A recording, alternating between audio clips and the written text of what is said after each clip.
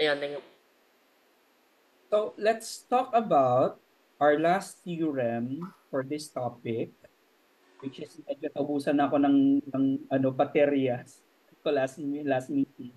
Ayo. So this has to do with counting the number of elements of a cyclic subgroup. Meaning we know so far in our last meeting, show it to you, you were able to prove the fundamental theorem of cyclic groups. Meaning, meron kang group that is cyclic, there will always be a unique subgroup with a corresponding order. And its order is one of the divisors of the order of the whole cyclic group. So meaning to say, kung halimbawa, if your group has order, say, 12, so meaning to say, ano mga divisors ng 12? Of course, you have 1, 2, 4, 6. Tama, no? Yun na ba? At, yun. 1, 2, 4, and 6. 12, of course. So, lahat na yun, ng mga divisors mo, may mga unique na mga subgroups corresponding to that number. So, ang next question, ilan yung laman nun? What's the number of elements for each of the subgroups? And this will be answered by this theorem. So, simply, you are only counting if your order of that subgroup is D, all you have to do is to count the number of relatively prime to that number D. In this case, we'll be using the Euler phi function or the Euler-Toyten function. Can you still remember ba? Have you encountered the Euler phi function, Joshua? Yung ano po, number of relatively prime, ano po, number of relatively prime to this, ano po, yung the function input. That's correct. And were you able to see the formula that is used to Opo. Pero hindi ko na po siya matandaan. Pero nakita ko na po siya. Yung, ano, mer pong proof, yung parang by series sa kanila po. Yeah, well, I'll show you the proof kasi ang proof ng theorem na to napakadali. So, matatapos na tayo kaagad. But what's interesting is we need to understand anong klaseng function. Ito yung Euler-Phi function first. Then let's proceed to the proof of this theorem. First, let me define first what is phi of D. So meaning, yung ginagawa mo lang dito, you are to count. So either we will use the symbol yung parang cardinality, yung parang absolute value. So isusulat ko dito as this in this case, ganitong maging itsura.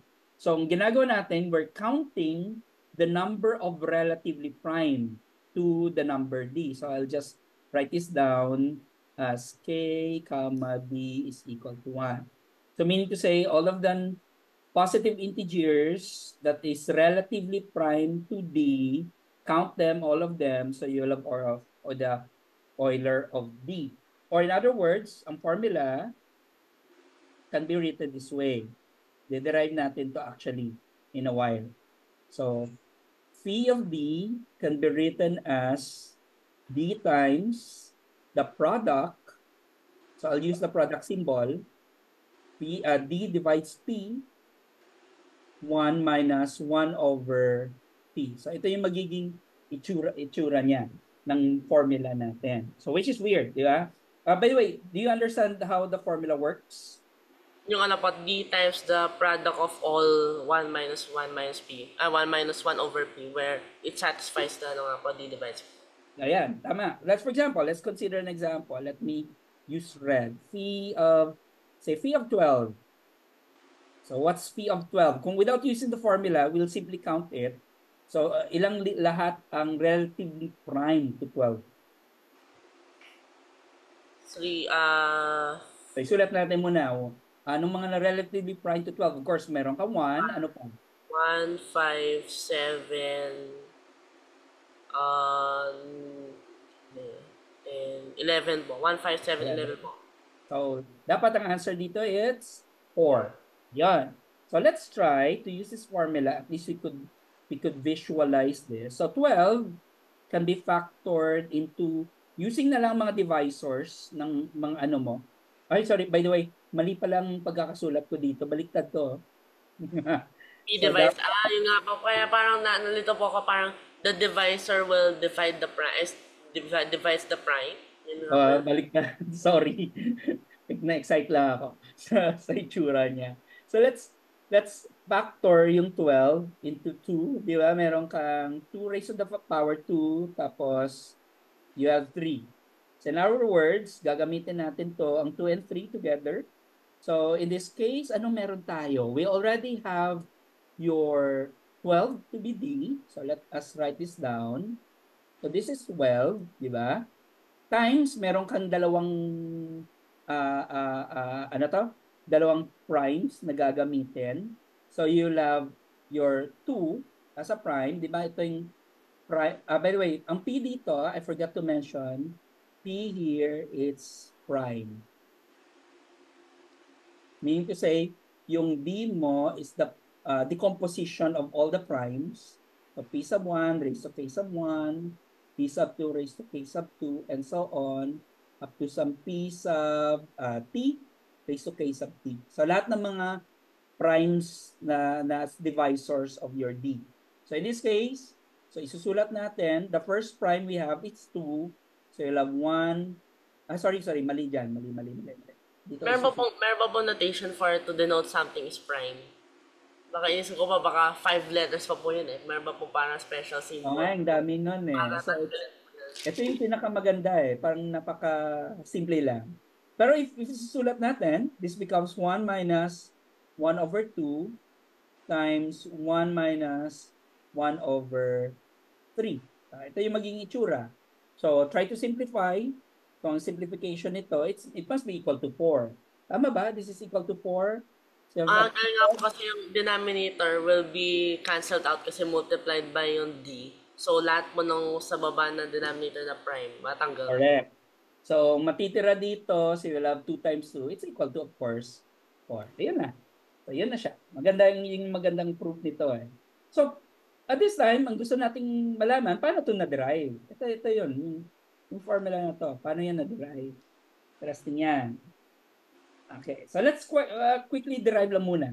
First, intindihan muna natin ang first idea, paano natin bibilangin yung mga primes if it's a power of a prime. Say for example, if you're looking for what is P of say 2 raised to 16 na lang muna. 16, which is P of 2 raised to the 4th power.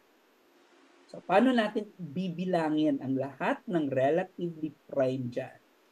O, muna, kung gusto mo i-count, ano mga relatively prime to 16? 1, 3, basta lahat mo ng does not contain 2. So, that's all Yes. odd numbers. So, 1, 3, 5, 7, 9, 11, 13, 15. Ayan. Di ba? So meaning, ni-remove mo lang lahat ng mga even numbers in this case. So, hindi mo siya include. So what we're saying is that if there are 16 digits for all of these numbers, so 2 raised to 16, 2 raised to 16, 2 raised to 4, isasubtract mo lahat ng mga even numbers below 16, including 16 by the way. So include mo 16. So ilan yon lahat-lahat? Okay. So, dapat, yung ano pa, parang mas fundamental pa yung ano niya, parang lahat ng everything na that contains a 2 below 16. Yes. 16. So ilan yon? Including 16 actually. So ilang even numbers meron ka? 2, 4, 8, 10, up to 16. Yung half of 16. So, baka sa ibang, That's right. so sa lahat po, yung sa mga iba naman, the third, 1/3, 1/5, manggalan po siguro. I hope. Oh, tama. Kasi kung ibibilang, di ba, you have 2, 4, 6, 8, 10, 12, 14, including 16, di ba? Ito yung hindi mo include. But we know, this is just 1 time, this is on 1 times 2. Ito, this is 2 times 2. This is 3 times 2. This is 4 times 2. Hanggang, ilan to? Ika-ilan yan? 8 times 2 mo. That's 8 times 2. Or you can rewrite this as, nilakihan natin, 2 raised to the third times 2. So in other words, nagbilang ka ng 1, 2, 3 up to 8 or 2 raised to the third. So meaning there are 2 raised to the third of these. So isulat natin. So there will be 2 raised to the third of this. So in other words, kung isi-simplify natin ito, we can rewrite this as follows. So you will have 2 raised to the fourth times 1 minus 1 over 2. Isusulat natin. Di ba? No. Oh Nice, di no. ba? Nakikita mo lang yung similarity. Oo nga po na. So that's the first one. Ito pala yung una. So in other words, what we're saying is that if we are looking for, say, 3 raised to the, say, 5, ilan yung relatively primes ng 3 raised to the fifth? What's 3 raised to the fifth nga? 3 raised to 5, 3, 9, 27, 81, 7 to 9 siguro ba? Yan.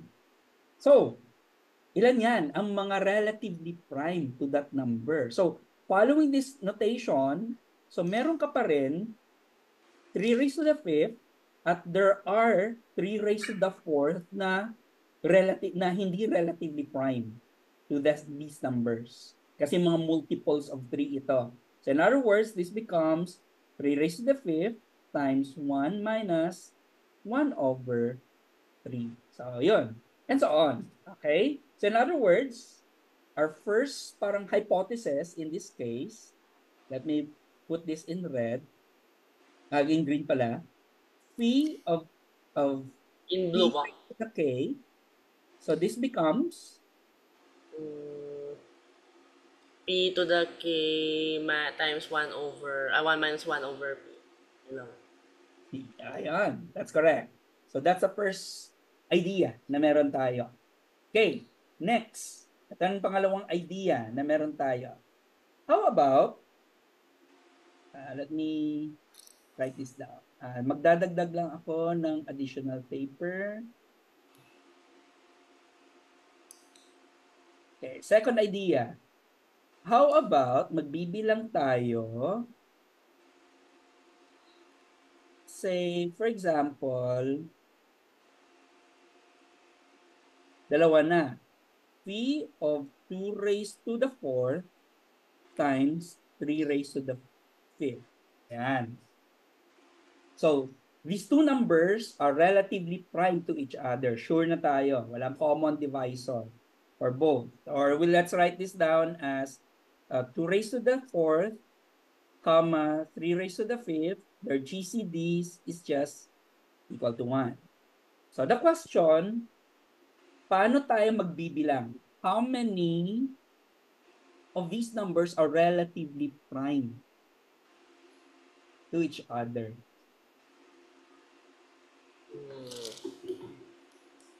So yung ano nga, dapat, pero how?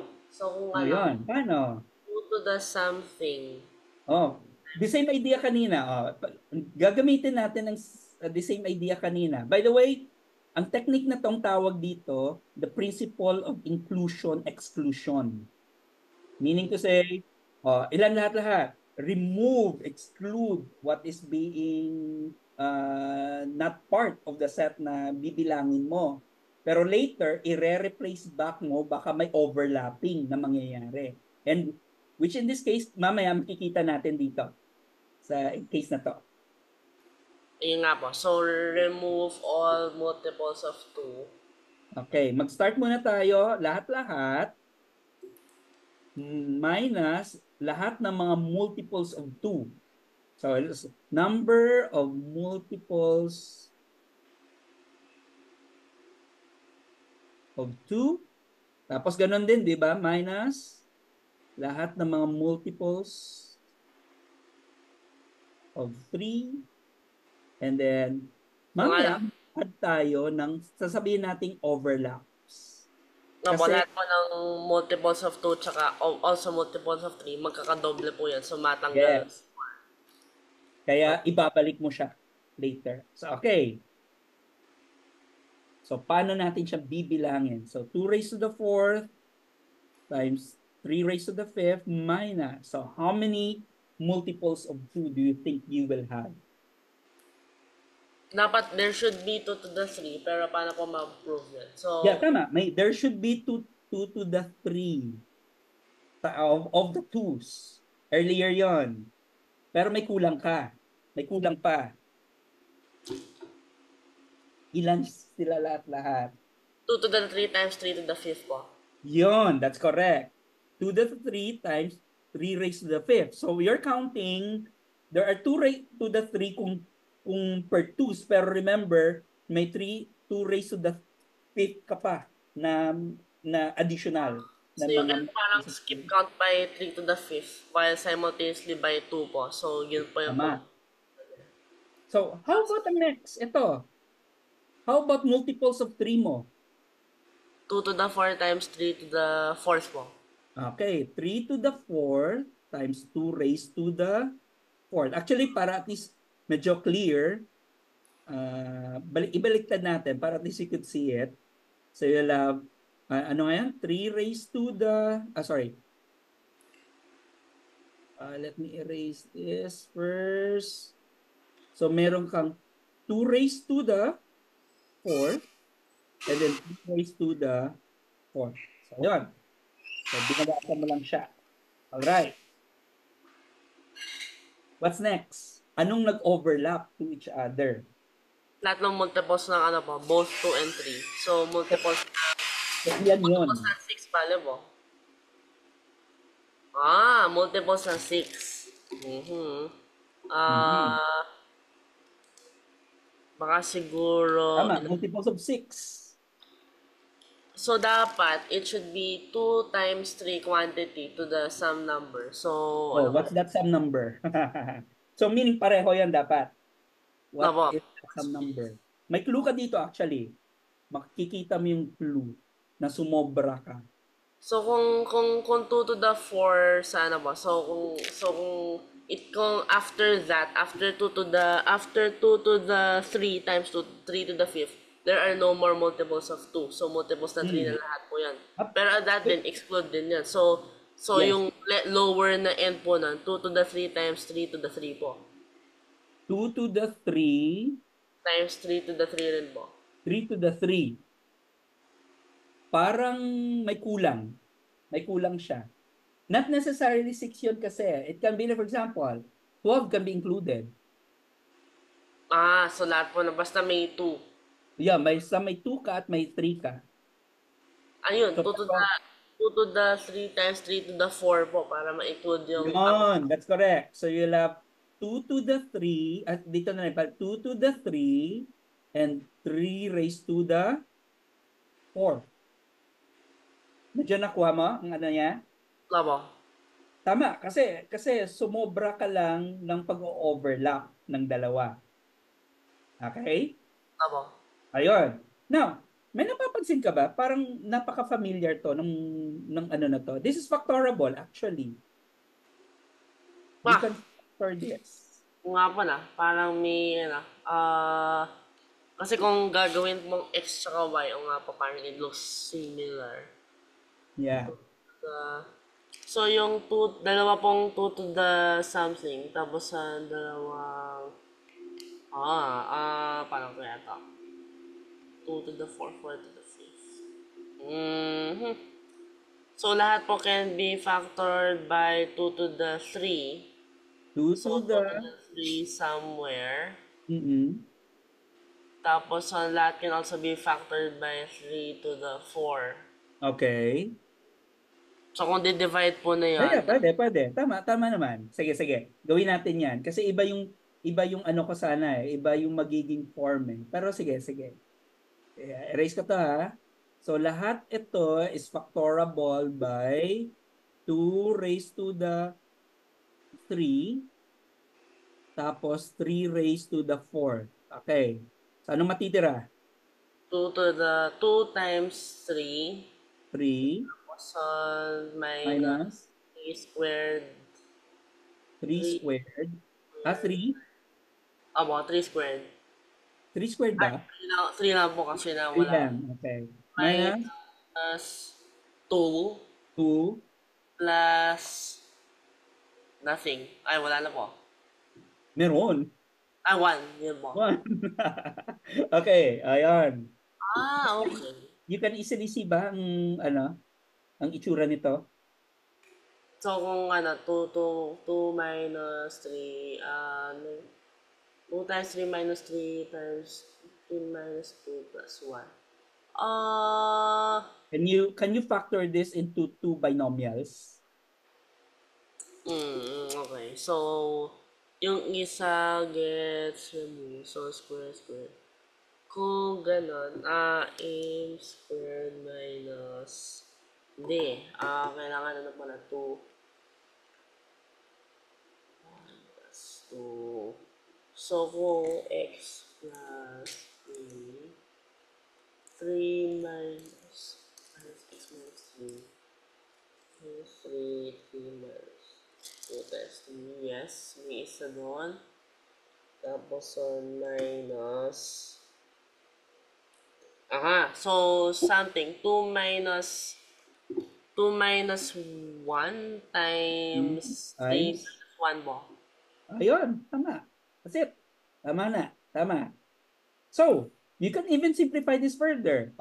Factor mo yung 2 sa 2 minus 1, factor mong 3 sa 3 minus 1. So, magiging 2 raised to the fourth ito, then 3 raised to the fifth. Anong matitira dyan? Oh no, 1 minus 1 1 over 2 tapos 1 minus 1 over 2. Yeah. So 1 minus 1 over 3. Or if you rewrite this, you can simplify this as phi of 2 raised to the fourth times phi of 2 raised to the... Kaya pala po sila multiplicative yung ano pala. Yes, the term is multiplicative, ang Euler phi function. Or in general, parang sinasabi natin dito that your phi of p sub 1 raised to k sub 1 times p sub 2 raised to k sub 2, since we mentioned it is multiplicative, so you can rewrite this as p of p sub 1 raised to k sub 1 times p of p sub 2 raised to k sub 2. So pwede mo siya mabibreak into two products. Mabo. So, in other words, combining all of this idea, you can deduce your formula this way. Yeah. So let's write this down para at least we could easily see it. So thus, if we write RD of the form P sub 1 raised to K sub 1, P sub 2 raised to K sub 2 up to say P sub T raised to K sub T, your phi of D can be broken down into the product phi of P sub 1 raised to K sub 1 times phi of P sub 2 raised to K sub 2 times up to phi of P sub T raised to K sub T. But each of this may nice na product, nice na counting. The first one is P raised to P sub 1 raised to K sub 1 times 1 minus 1 over P sub 1. Tapos, ang second, ganun din, raised to K sub 2, 1 minus 1 over P sub 2, and so on until P sub T raised to K sub T times 1 minus 1 over P sub K. Okay? And obviously, ito, the product of all of these is just D. So let's write it somewhere here. That's equal to D. And we can use the notation for this product. Ano pa pala yung tawag po doon? Kung isa po, summation. Ano ba po siya? Production or something? Ah, ano? Alam ko lang product eh. Product. Product lang siya. Parang hindi ko rin siya na ng summation. Productation. Kaya hanapin nga natin yan. Ano yung term nga? Sige nga, pwede mo hanapin dyan kung ano ang equivalent na tawag sa summation for the product. Saka yung ano po, yung parang malaking U, mga intersection. Ano pa po yan? Unionation. Intersection value. Meron kang, ano di ba, arbitrary union yon ang tawag, o mga big use. Yun. Meron pala pang Pero sa product lang alam ko eh. Hindi ko pa siya na-explore kung anong tawag dito. Ano, napaisip ako sa iyo ha. So let's put a generic prime for D. Tapos gawin nating 1 minus 1 over P. So yan na. That's the formula. So at least, so parang a recollection on how you will going to get this formula. Although there's a formal proof for this, pero you can write the formal proof out of this. So now, balik tayo doon sa earlier, dito, sa theorem natin. So the theorem tells us, so magbibilang ka lang ng number of relatively prime to your number D. So let's write this down here. So proof natin to proof of the theorem.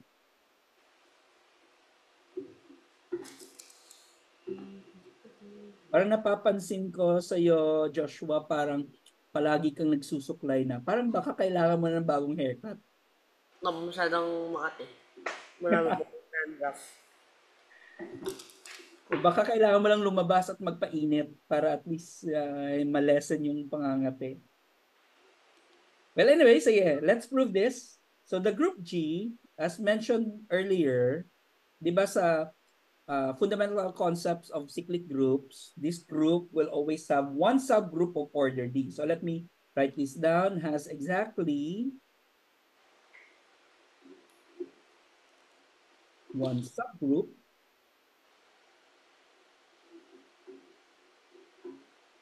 of order D. Say, let's name this subgroup D, H, and ang order ng H is just equal to B. Okay, so yan lang tawag natin muna sa kanya. Okay. Now, every element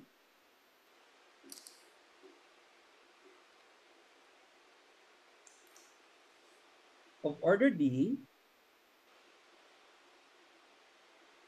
generates H, di ba? Meaning, lahat ng mga element na alam natin of order D, it generates H. Note, the question is, there's a theorem tayo na prove last time. Parang ito yon. Gagamitin natin ito. Not theorem pala, corollary. Sana yun. Ito. Kung alam natin si H is generated by a number, at tapos they are generated by the same power, dapat relatively prime sila to each other. So meaning, kung isusulat ko dito, note, if suppose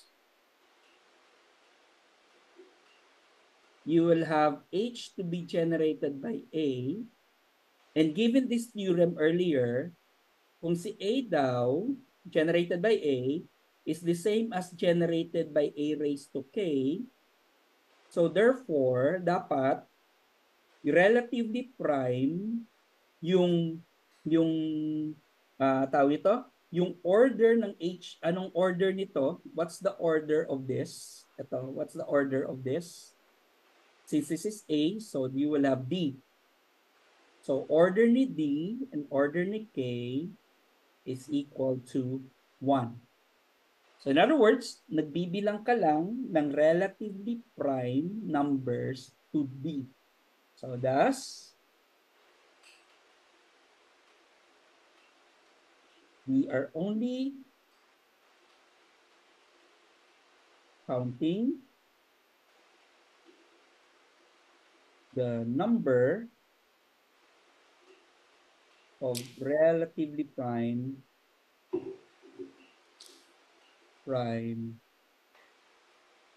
to B, which is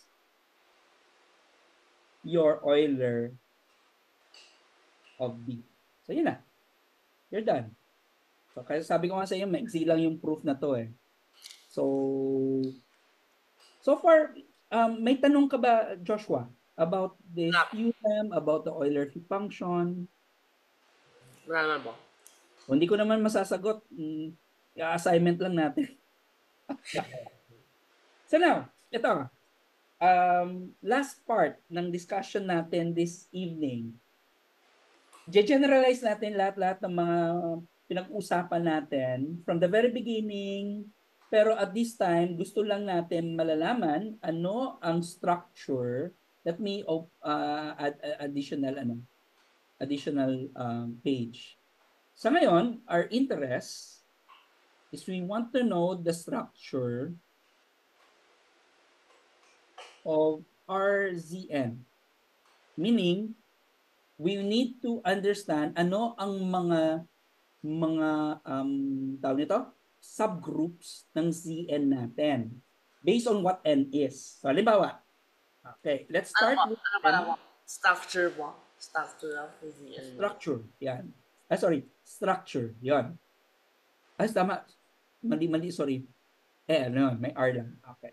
Structure. So, let's start with N, which is a prime number. So, prime tong P. So, can you tell me if you will have ZP, ano ang subgroup ng ZP mo?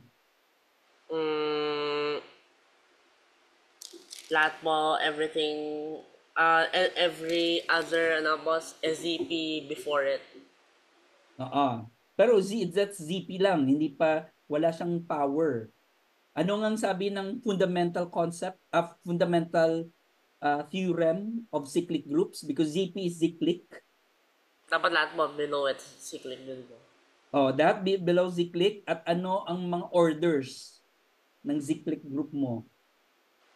Ng mga kailangan mag-divide. So what number divides P?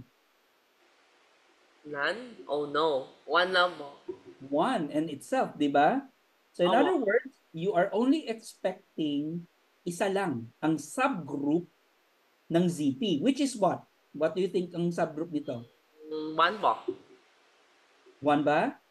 Ano pala? Ano ba yung meron sa... Because ZP, it's a number, it's the collection from 0, 1, Ayun, 0. 2, up to P minus 1. So therefore, 0 po. 0, or the number generated by 0. So let's write this down as this one.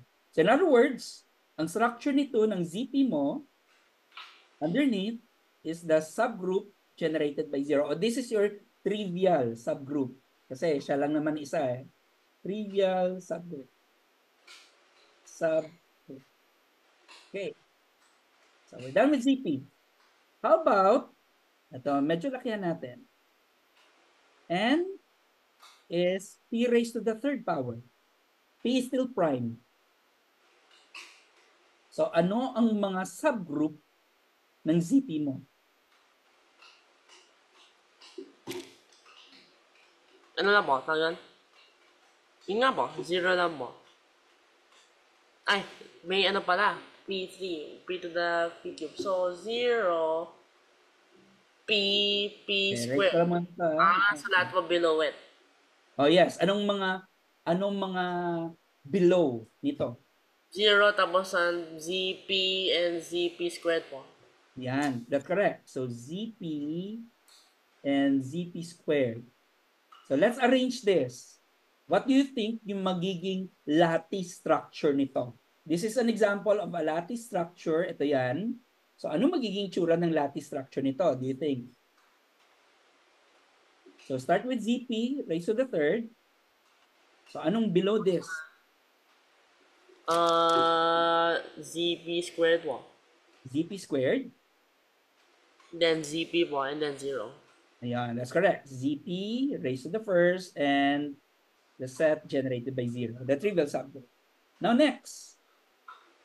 How about when your N is equal to PQ, where P and Q are unique primes?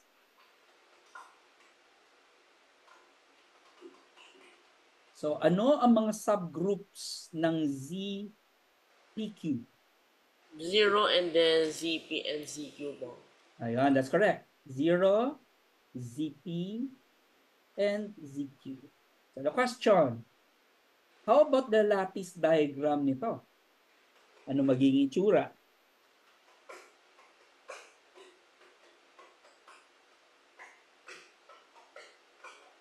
So pag ganun po, 0, tapos ang P, tapos ang Q po, lahat po sila independent. Tama. You have 0, tapos meron kang ZP dito, meron kang ZQ dito. Question, diretso na ba ganan? Pero may ganun po. Okay, Yung likewise, P, CQ po, ganon. lahat po sila may yun. Tapos meron po din po sa from CPQ mo, dapat. 2-0, ganon. But take note, may merong transitivity property within lattice diagram. Meaning to say, it's understood kung if ZPQ, ang ZP is a subgroup ni ZPQ at the zeros subgroup ni ZPQ, it's just like saying subgroup din siya ng ZPQ. Obviously po pala, kasi papagaganan lang po naman. So, it must be. Basta lang sa Tama. ilalim. So, in other words, doble na. Yung meaning to say, redundant ng paglalagay ng line na yan. Kasi you have already wrote a line pag ganyan.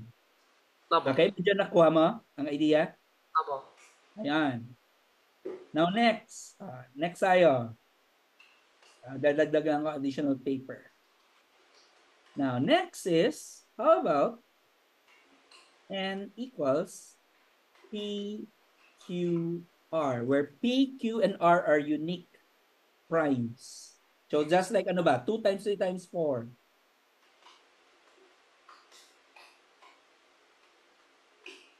Nga po. meron Pero may P, ZP, Q, R, tapos ang 0, ano pa? 0, P, Q, and R. Yun po. 0, PQ, P, PR, UR. Meron pa ba? P, Q, and R po.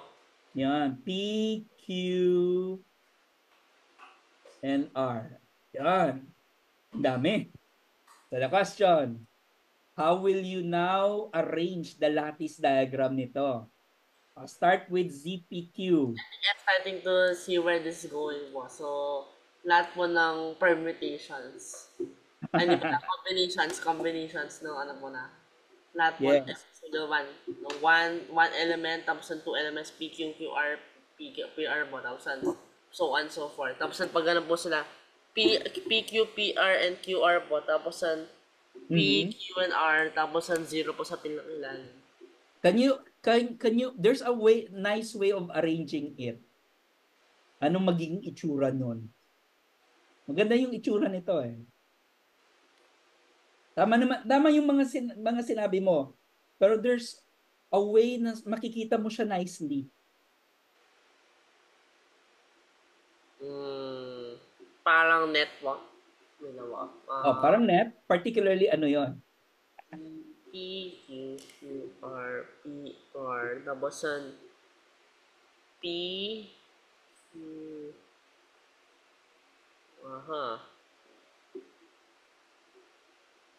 tapos ang 0.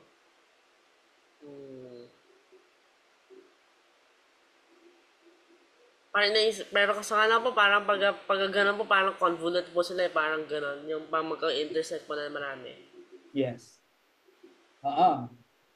At umpisa natin yung yung masasabi mo parang basic structure niya. So ano yung what do you think yung magiging basic structure nito? PQ, tapos ang PR, QR po. Ayan. PQ, sabihin natin PQ. Ito na ba yung PQ na ba yung pinaka niya? Pinaka masasabi mong structure? The ZPQ. Tapos Z, anong maganda dito? QR? Tapos dito sa Ito po, baba, parang pwede po sa, o nga po na, pwede rin po dyan. PR. Di ba no? Yan. Tapos Ano pa? ano po? Ah, Maganda sana po kung para siyang yung ganito po, 3. Pero kaso nga, saan na po lalagay yung 0? Yeah, pwede. Sige, okay lang. So, 0, pwede natin ilagay dito. Ayan. Yan na lang. So, saan natin pwede ilagay si P? ZP. Nasa gitna po ng PQ tsaka PR. Tapos yun yung Yan. So, R. ZP dito. So, therefore, ganyan. Di ba? Ano po? How about si R? Dito po sa right side naman mo. Tama. R. Saan naman si Q? Somewhere po. Pwede dito? Dito na lang Sa, natin lalagay si Q? sa ano po? Pwede na po. Yon. Yan. So, Tapos sa therefore, 3 po, papunta sa 0 na po. may napapansin kang shape? Yes! Cube po pala siya. Oh, nagmumukhang cube. So, meaning, in 3 dimensions, mapapansin mo, balik tayo sa una ha, sa kung isang prime lang, line. Kung dalawang primes na distinct primes, it's a square. Pwedeng square or No. rectangular. Kung tatlo na, so you have a cube. So, hypothesis to, what do you think ang magiging itsura kung meron kang 4 distinct primes? Ano po, tawag nun yung beyond comprehension po na 4-dimensional shape. Oh, Baka yung, baka 4 dimensional yung shape. ano po, yung parang nakita ko po yung mga nets, di ba po yung parang, Anong tawag doon? yung parang net nung Tesseract po. Ayan, tama. Sana magbibigay pa ako ng clue na ng ano to? Tawag ito, yung sa Marvel. Yung po yung ano, yung Tesseract nga po. Yung So, tama, globe. it's tesseract. So, it's a 4 dimensional cube. Obviously, ang usual na itsura ng tesseract ano to? Yung it is being um, um, visualized in 3 dimension. Di ba it's 4 dimensional cube yon? Tama. So, wala talaga siyang perfect na itsura if you want to push it into 3 dimension. Usual nagiging itsura na yun look like this. May cube ka pa rin. Paano yan? Ay, sorry. Paano ko siya i-draw cube? Pag ganon, tapos, magsusulat ka ng additional cube. Inisip ko kasi pong hypothesis ko po parang, di ba po yung cube mismo po, tapos pinush na po sa 2 dimensions. Tama. Parang ganito nga po, isang maliit na square, tapos malaking squares ng ganon. Oh, parang ganon, di ba? They're Weird na actually same size po pala yung totoong square sa loob po. So parang Ayan. yan po yung cube is actually the same size as the entire square. Isang maliit na cube po, actually the same size as the big Hmm. cube. Pero na-project lang po siyang ganyan. In fact, sa mathematics, may tawag doon. Ang tesseract, it's only a 4 dimensional cube. Pero in general, ang tawag yun dun sa kanila mga hypercubes. So, in n dimension na cube, so hypercube. Parang ganun yung idea. Ganun din sa tetrahedron, mga ganon. You only you project higher dimensional triangular na mga objects and so on and so forth. Pero Pero syempre, paano po yung, let's say, mga 5 dimension po? So, you will project it on in 4 4 dimension. dimension. Supposed to be ganun Ipo-project mo siya sa 1 dimension lower to it. Tapos, Halimbawa, yung projection po na yun, pro-project na po sa 3 dimension. tama. Have you heard about Klein battle? Yung ano po? Ang Klein battle. Po, yung parang battle, tapos bumalik po siya sa sarili niya. When in fact, actually, in Klein battle, it's a 2 dimensional object that is drawn to 4 dimension. Meaning 2 dimensions lang yun dapat, pero na-project siya sa 4 dimensions. So, nag-iitsura nun, it's composed of circles, circulars lang naman yon. However, hindi mo siya ma-envision sa 3 dimension, kaya at 2 dimension, kaya pinroject siya sa 4 dimension. Pero nakikita natin as a drawing or as an illustration na sa 3 dimension, yung parang bottle nga siya titignan. Bottle po yung ilalim niya, tapos it will feed into the bottle where its entrance was. So, parang ganun po. Papasok Tama. po. So now, may papa-assignment ako sa iyo. Pero this includes this. Pero isusulat ko lahat ng magiging assigned task mo for this chapter. So will that be all right? So magiging assignment mo na to. Opo. Uh, let me add a page. So actually, medyo marami-rami to na magiging assignment mo eh. Oh no. Oh no. I think ang iba na nasagot mo na yung number 1. Let me write this down para at least you would see it. Assignment. Yung una is this. Let A and B are elements of a group and G is finite and AB is equal to BA. I think na-prove mo na to eh. Prove that the order of AB is equal to the order of A times the order of B if and only if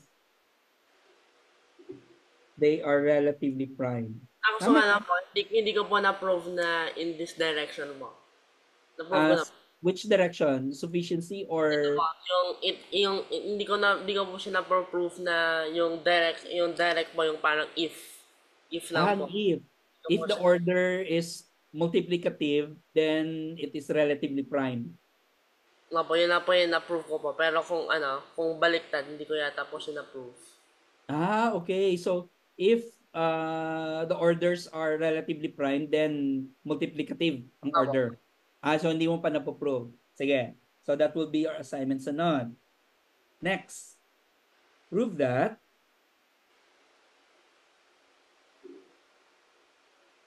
a group of order 3 must be cyclic. Ayan. So meaning, basta palaging order 3, it's always cyclic. What? Wow, okay. So, lagi po may na pala. Meron siya generator. At anong yung generator nun? Ayan. Next. Suppose G is finite and the only subgroups of G are E and G. Prove that Parang familiar po to. that G is cyclic and has prime order. In other words, what we're saying is that actually, ang first statement, ang first line dito before the word prove, this is the definition of what we call simple groups. So meaning it's the only group ng kanyang subgroups, it's itself and trivial subgroup. Pero ang pangalawang statement that tells you na cyclic siya, it's only true if it has a prime order. So parang if and only if to. Magkasama to palagi sa dalawa. So we're not saying na ang lahat ng mga simple groups, finite simple groups are cyclic palagi, but it must have to have a prime order. Okay? So that's number 3. Number 4. Let A and B are elements of a group, and if the order of A and B are relatively prime, show that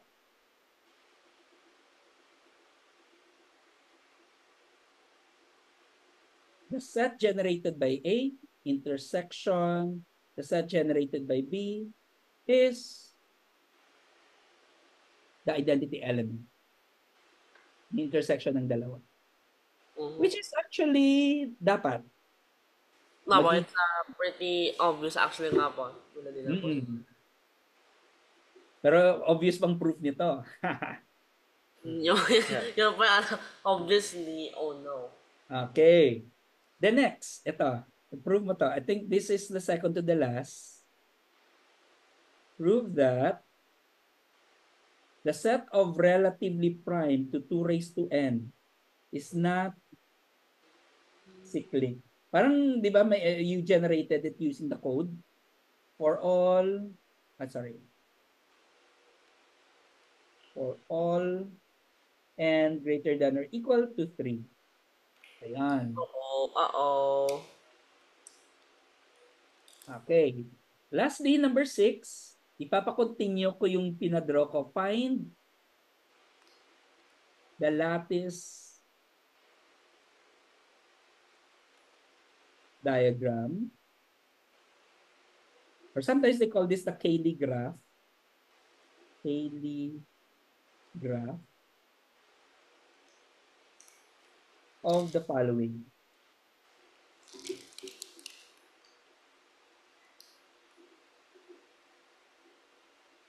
Tatlo lang. Papagawa ko tatlo. Z of P squared Q squared. That's one number letter A. B Z of P squared Q R squared. And then finally, C, so you'll have Z squared Q cube R squared. For PQR po are all primes po. Are all primes. P, Q, R are distinct primes.